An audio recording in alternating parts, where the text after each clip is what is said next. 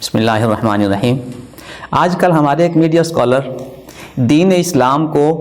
اپنے ذاتی مطالعے اور مخصوص ذاتی تناظر میں پیش کرنے کی کوشش کر رہے ہیں۔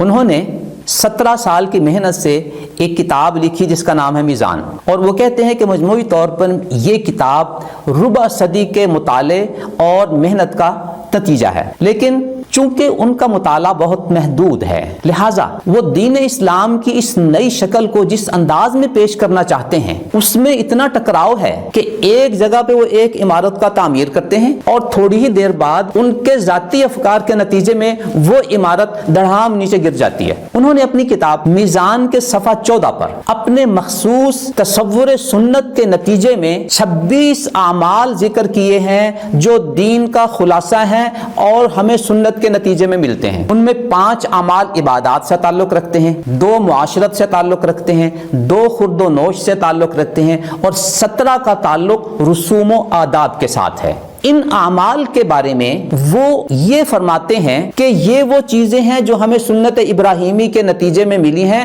اور نبی اکرم صلی اللہ علیہ وسلم نے اس کی تصدیق و تصویب فرمائی ہے۔ وہ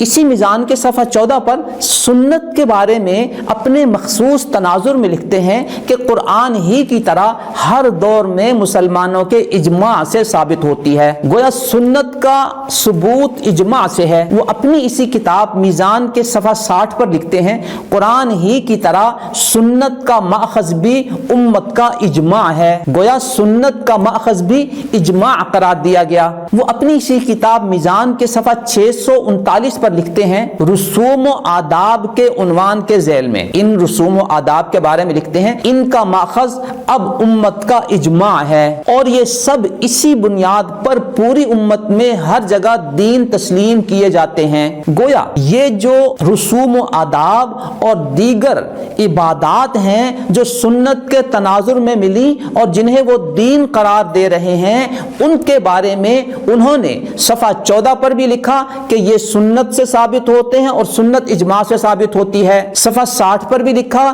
کہ قرآن ہی کی طرح سنت کا ماخذ اجماع ہے، اور میزان صفحہ 639 پر بھی یہ لکھا کہ ان رسوم و آداب کا ماخذ امت کا اجماع ہے۔ اب سنت کا ثبوت اجماع سے ہو رہا ہے، لیکن اجماع کے بارے میں جو ان کا موقف دوسری جگہ بیان کیا گیا ہے اس کو اگر ہم سامنے رکھیں تو یہ سارے کی ساری عمارت جو ہے جسے وہ دین قرار دے رہے ہیں یہ ختم ہو جاتی ہے۔ اجماع کو دین کا مصدر قرار دینے کے حوالے سے وہ اپنی کتاب مقامات کے صفحہ 157 پر لکھتے ہیں کہ دین کے ماخذ میں یہ اضافہ یقیناً ایک بدعت ہے، گویا وہ اجماع کے ماخذ ہونے کو بدعت قرار دے رہے ہیں۔ اور وہ اپنی کتاب مقامات کے صفحہ 157 پر ایک اور حوالہ نقل کرتے ہیں جس میں لکھتے ہیں عام طور پر فقہا نے اجماع کو شریعت کا ایک مستقل مصدر قرار دیا ہے، مگر یہ یقینی طور پر ایک بے بنیاد نظریہ ہے۔ جب اجماع کو دین کا ماخذ قرار دینا ایک بدعت ہوئی، جب ان کے اس حوالے کے بقول اجماع کو شریعت کا مستقل مصدر قرار دینا ایک بے بنیاد نظریہ ہوا، تو پچھلے سارے حوالہ جات میں جو دین 26 اعمال کی شکل میں سنت سے ملا تھا اس سنت کا ماخذ اجماع تھا، تو جب اجماع بے بنیاد ہو گیا، جب اجماع بدعت قرار دے دیا گیا تو وہ سارے کے سارے اعمال کا ثبوت کس بنیاد پر ہوا؟ وہ سارے کے سارے اعمال ختم ہو گئے۔ یوں محترم سامعین، ہمارے اس میڈیا اسکالر نے چونکہ اپنے ذاتی افکار، ذاتی محدود مطالعے کے نتیجے میں اسلام کو نئے انداز میں پیش کرنے کی کوشش کی، اس کا نتیجہ یہ ہوا کہ وہ باہم اپنی ہی تحریرات کی شکل میں اس قدر تضاد اور تناقض کا شکار ہیں کہ ان کی ایک بات دوسرے کو مسترد کر دیتی ہے، اور اس ساری کی ساری صورتحال کا جو ملبہ ہے وہ دین دین اسلام پر گرتا ہے، اور ان کا تختہ مشق وہ دین اسلام بنا کہ جس دین اسلام کو وہ اپنے محدود مطالعے کے نتیجے میں اپنے مخصوص انداز میں پیش کرنا چاہتے ہیں، اس میں ٹکراؤ کے نتیجے میں دین تختہ مشق بن گیا، اور جن 26 اعمال کو انہوں نے سنت سے ثابت کیا تھا ان کا وجود بھی خطرے میں پڑ گیا اور وہ ثابت نہیں ہو پا رہے۔ یوں محترم سامعین، یہ ہمارے میڈیا اسکالر وہ ایک جگہ پہ جو بات کہتے ہیں اس دوسری جگہ ایسی بات کر دیتے ہیں جس سے وہی بات خود بخود مسترد ہو جاتی ہے۔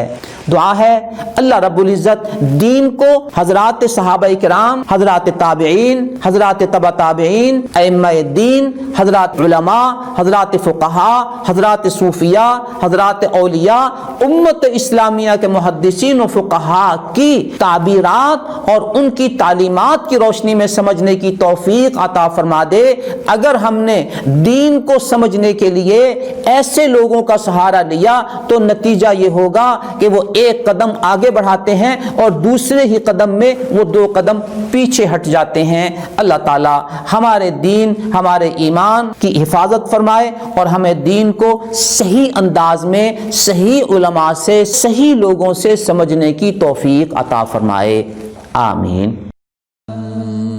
نظروا للطيبة ونور طه يسطعون